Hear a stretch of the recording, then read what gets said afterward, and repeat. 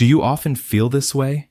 Even when it was clearly the other person's fault, somehow by the end of the argument, you're the one left full of frustration and you end up completely defeated? Or, after an argument, the problem isn't solved and your relationship feels like it's dropped to the freezing point? We've probably all experienced that, where words fly back and forth, emotions take over, and in the end, you just want to win, completely forgetting what the original purpose of communication was. Arguing seems to be a hurdle, a difficult challenge in many relationships. If you often feel exhausted or frustrated because of arguments, or even feel like your voice is always drowned out, then you absolutely must listen carefully to what comes next. In this video, I will break down 4 core key points for you that will genuinely help you get out of the trap of always losing out in arguments. Alright, let's first look at why we often lose in arguments, or rather, why our arguments are often ineffective or even harmful. Many times, we fall into a few common patterns of ineffective arguing. The first one is the personal attack type. As the argument progresses, you start deviating from the main topic and shift from "this situation made me uncomfortable" to "how can you be so selfish, lazy, irresponsible?" For example, "Look at you. You're always so careless, you can't do anything right," or "there's no point talking to someone as unreasonable as you."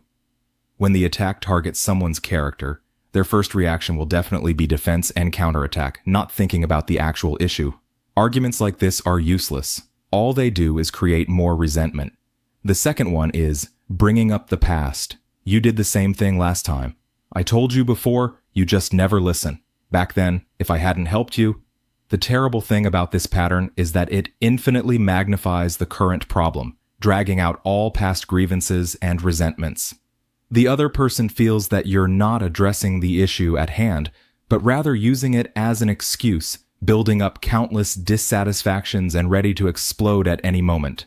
This makes the other person feel hopeless and exhausted, like the problem will never be solved. The third one is passive resistance. When conflict arises, one person chooses silence or responds with a dismissive attitude like, yeah, whatever you say, I'm wrong, okay? For instance, okay, whatever you want.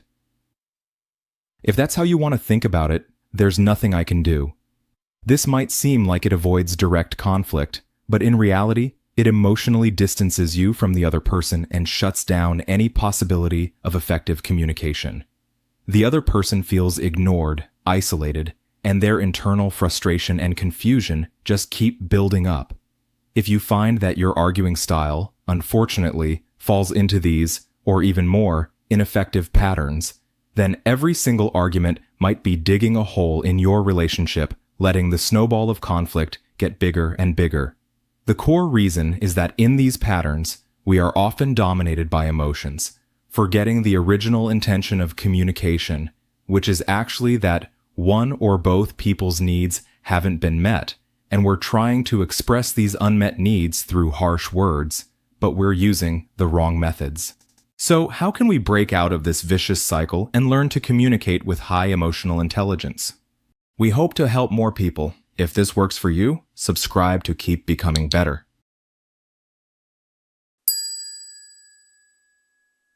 Next, I will break down 4 absolutely crucial communication points for you. They are all practical techniques that have been proven effective in improving your communication skills.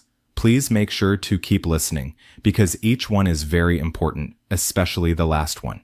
The first key point: shift your mindset. Arguments are not about winning, but about understanding and solving. This is the most fundamental point. Many people, when arguing, subconsciously think, "I need to shut them down. I need to prove I'm right and they're wrong." Once you approach it with this mindset, your focus will be on finding flaws in their logic, attacking their points, rather than truly listening to what they're saying and feeling their emotions. Imagine this. If you view an argument as a debate competition, of course, you want to win. But what if you see the argument as 2 people facing a problem together, needing to find a solution collaboratively? Your mindset changes completely, doesn't it?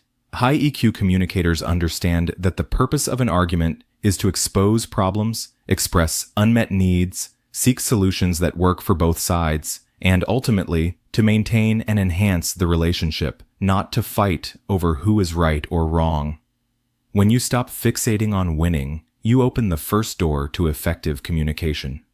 Ask yourself, is winning this argument but losing the relationship more important? Or is it more important that maybe we didn't fully convince each other, but we understand each other better? The second key point, cultivate genuine empathy, not just, I get it. We've heard the word empathy many times. Simply put, it's putting yourself in someone else's shoes. But many times, we only get to the point of, I know why they're angry, without truly feeling their feelings. Genuine empathy is being able to delve into the other person's emotional level and try to understand, if I were them, in that situation, what kinds of emotions and needs would I have? For example, your partner is upset because you worked late and came home late. A superficial putting yourself in their shoes might be, oh, they're angry because I came home late and they had no one to keep them company. But deeper empathy would lead you to think, are they feeling lonely? Are they worried that I'm too tired? Do they feel like I don't care enough about our home life? When you can feel the deeper needs behind their emotions, your response will be completely different. How do you cultivate empathy? An effective way is to put down your judgment and defense when the other person is speaking, listen carefully, and try to paraphrase what you've heard about their feelings and needs in your own words, asking them to confirm. For example, what I'm hearing is that my frequent overtime lately makes you feel disappointed, and you're also a bit worried about my health. You're hoping I can spend more time with you, is that right? When the other person feels understood and seen, their emotional intensity often decreases first, and this creates space for rational communication. The third key point, master the art of listening. Hear the emotions, but also hear the needs. Many people during arguments are too eager to express themselves and neglect listening, or we're just hearing, waiting for the other person to finish, so it's our turn to argue back. Truly effective listening is active and focused. Remember an important principle. In many arguments, emotions often account for 90%, while the facts and the issue itself only account for 10%. When the other person is highly emotional, no matter how much logic you present, they probably won't hear it. So the first step in listening is to address the emotion first. Try to identify and accept the other person's feelings, rather than denying or suppressing them. You can say, I can sense that you're feeling very angry right now. Simply pointing out and acknowledging their emotion can have a calming effect. After the emotion has been initially calmed, the more important thing is to listen for what's behind the words, meaning the other person's unmet needs. For instance, when someone complains, "You never care about me," behind this accusation, the real need might be, "I crave your care and attention." When someone says, "Can't you see how messy the house is?" the underlying need might be, "I hope we can share household chores. I need your support and participation." When you can look past the surface complaints and accusations and hear the deeper needs in the other person's heart, you've found the key to solving the problem. Don't rush to argue against accusations that sound unfair. Instead, think, why are they saying this? What do they really want? Next, we come to the final and most important point. You absolutely must listen carefully. The fourth key point, express yourself. Precisely and constructively. Use I language, state facts, feelings, needs, and requests. When we understand the other person, we also need to express ourselves clearly and accurately.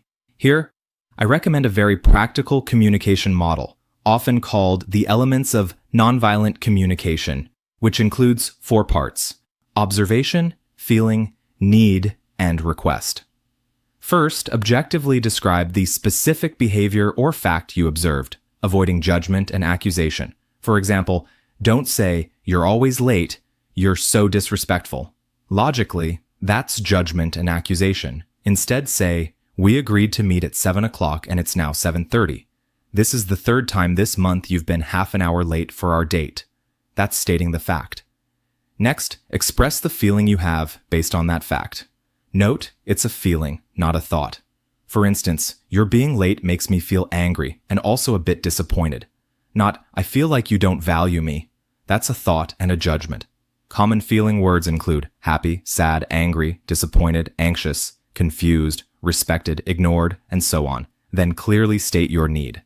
Needs are universal, such as the need to be respected, understood, loved, for security, belonging, autonomy, etc.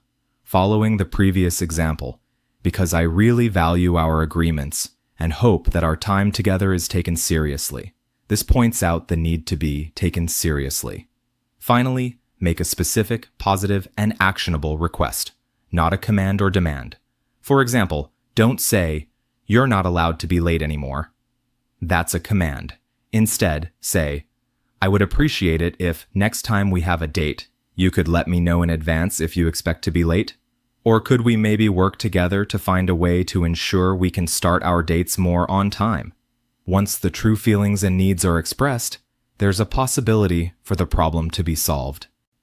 Of course, applying these techniques requires practice, and it also needs a very important prerequisite, which is when you are having a disagreement with someone, especially your loved ones, your partner, your family, please remember this crucial point. The person standing in front of you is someone you love, someone you cherish.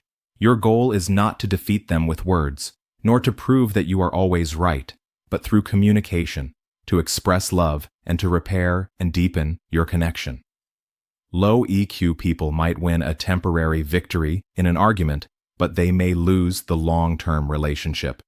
High EQ people, however, know how to win understanding, win trust, and ultimately win love in every communication, even in every argument. I hope today's sharing has been insightful for you.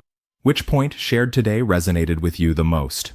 Feel free to leave a comment below and share your story and thoughts. If you found this video helpful, please remember to like, share it with more friends who might need it, and subscribe to my channel. I will continue to bring you more practical content about personal growth and psychological well-being. Thank you for watching, and I'll see you in the next video.